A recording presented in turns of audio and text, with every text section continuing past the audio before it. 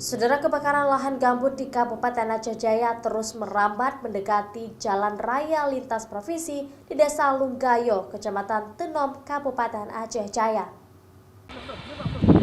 Kebakaran lahan gambut di Kabupaten Aceh Jaya kini mulai merambat mendekati jalan lintas provinsi di Desa Lunggayo, Kecamatan Tenom, Kabupaten Aceh Jaya.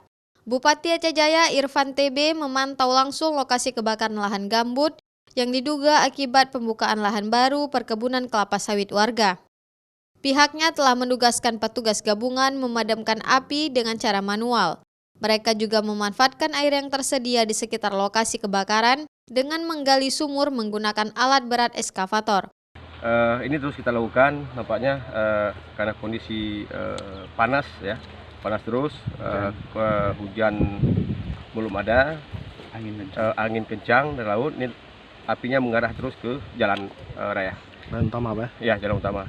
Jadi kami sudah minta tadi pemadam kebakaran yang di Panga untuk backup, dan juga ada mobil tangki yang ada di LH itu sudah menuju kemari.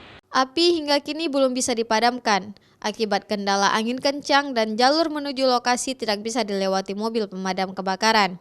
Kepulan asap hitam serta angin kencang juga menghambat pemadaman api. Raja Umar, Arif Fahmi, Kompas TV, Melabuh.